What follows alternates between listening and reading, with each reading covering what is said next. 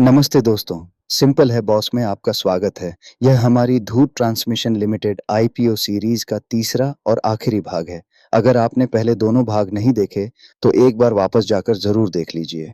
भाग 1 में हमने कंपनी का बिजनेस मॉडल, बाजार का अवसर और प्रतिस्पर्धात्मक बढ़त समझी थी। भाग 2 में हमने कंपनी की ओनरशिप स्ट्रक्चर और फाइनेंशियल नंबर्स डिटेल में देखे थे। इस आखिरी भाग में हम बात करेंगे वैल्यूएशन, मैनेजमेंट और एनालिसिस के सार के बारे में। यह वीडियो सिर्फ शिक्षा और जानकारी के मकसद के लिए है और यह निवेश सलाह नहीं है।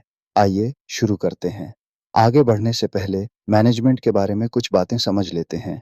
राहुल धूत लंबे समय से इस कंपनी के मैनेजिंग डायरेक्टर हैं और उन्होंने इसे वायरिंग हार्नेस में अग्रणी बनाया। यह उनकी अनुभव बेस्ड विशेषज्ञता का परिणाम है। कंपनी के प्लांट्स 2 साल में 20 से 22 हो गए और उपयोग क्षमता 65 से 74% हुई है। यह दिखाता है कि कंपनी अपने संसाधनों का प्रभावी उपयोग कर रही है और लगातार निवेश कर रही है। लेकिन बैन कैपिटल का एक बड़ा निवेश और 5 महीने बाद आंशिक निकासी एक बड़ा सवाल है। बुक वैल्यू प्रति शेयर लगभग 150 है और आईपीओ बुक वैल्यू के 5.5 से 6 गुना पर है। यह आईपीओ पिछले साल के पर शेयर मुनाफे के हिसाब से लगभग 36 से 38 गुना पी पर आ रहा है। प्रतिस्पर्धियों का औसत पी लगभग 55 गुना है। इसलिए धूत ट्रांसमिशन 45-40% सस्ता नजर आता है।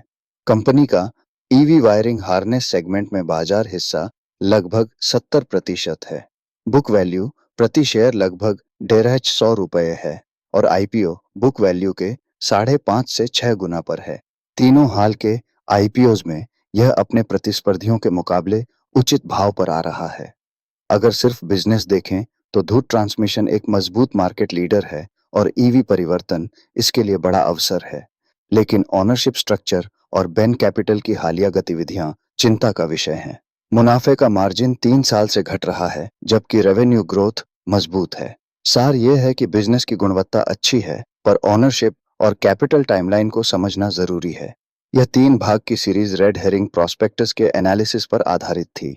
अगर आपको यह सीरीज उपयोगी लगी हो तो वीडियो को लाइक करें और चैनल को सब्सक्राइब कर लें। यह वीडियो सिर्फ शिक्षा और जानकारी के मकसद के लिए है और यह निवेश सलाह नहीं है।